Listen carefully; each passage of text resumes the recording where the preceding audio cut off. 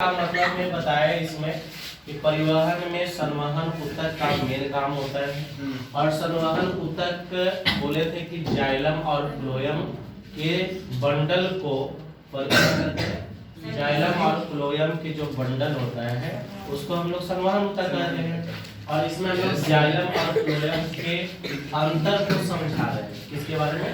Xylem और phloem के अंतर को। ध्यान देना है जाइलम का काम क्या है। जाइलम ना तो सुनो ध्यान से। जाइलम एक जाइलम जो वर्ड है वो काची का भाषा है, ग्रीक भाषा का एक वर्ड है जिसका अर्थ होता है काट। काट का मतलब लकड़ी वाला जो होता है ना वो काट की बात कर रहा है। पता है पहले लकड़ी का जो बक्सा बनता था उसको बोला जाता था कि काट का बक्सा बना। काट का मतलब लकड़ी का। ठीक है, तो जाइलम एक ग्रीक भाषा का शब्द है जिसका अर्थ क्या होता है? काट या कास्ट भी कहते हैं। कास्ट, ठीक है। और ये फ्लोएम है तो फ्लोएम भी एक ग्रीक भाषा का ही शब्द है। दोनों ग्रीक भाषा का ही शब्द है लेकिन ध्यान देना है कि दोनों का अर्थ अलग अलग है। इसका काट बोले और इसका अर्थ होता है छाल।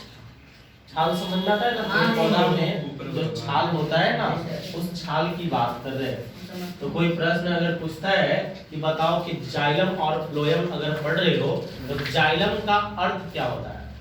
तो बताना है कि काट, काट, ठीक है।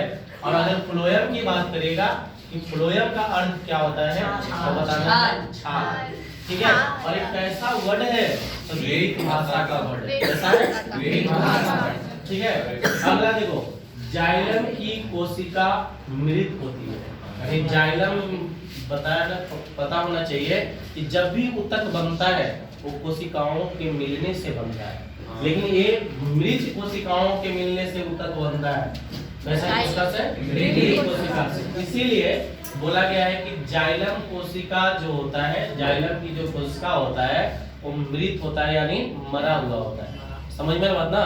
मरे हुए कोशिकाओं से बना होता है कौन सा ऊतक? जाइलम ऊतक। लेकिन फ्लोएम ऊतक जो होता है ना वो जीवित कोशिका से मिलकर बना होता है, ठीक है। दोनों में अंतर है कि नहीं? दो अंतर तो बता दिए।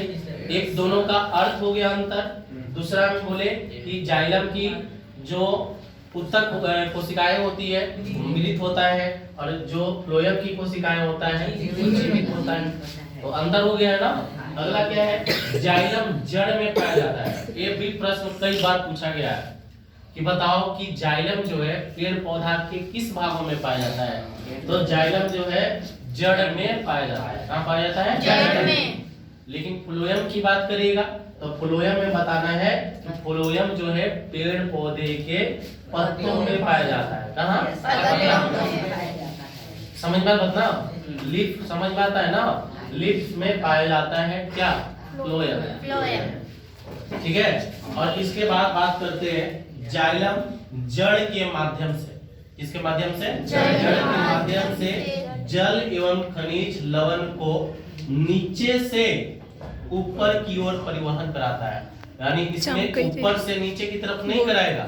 हमेशा जाइलम का काम क्या है कि मिट्टी से जल लवण खनिज को जड़ के माध्यम से न ऊपर की तरफ ले जाता है, पत्तियों तक पहुंचाने का काम करता है, ठीक है। लेकिन फ्लोएम का काम क्या है? फ्लोएम का काम क्या है कि एक पत्तों में जो खाना तैयार रहता है, कहाँ खाना बनता है?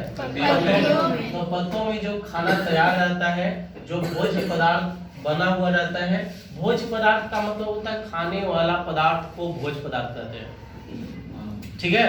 तो एक भोज्य पदार्थ हमेशा ऊपर से नीचे की ओर आता है, परिवहन कराता है। लेकिन अगर कभी जरूरत अगर पड़े तो नीचे से ऊपर भी ले जा सकता है। कौन? फ्लोएम। यानी कुल मिलाकर अगर बात समझे तो फ्लोएम का काम है कि भोजन जो पत्तियों में बनता है वो पत्तियों से अन्य भागों में पहुंचाने का काम करता है, यानी नीचे से भी और ऊपर से भी, ठीक है। यहाँ तक समझ में आ गया? पूछ ले तुम लोग से। चलो ठीक है, पूछ लेते हैं।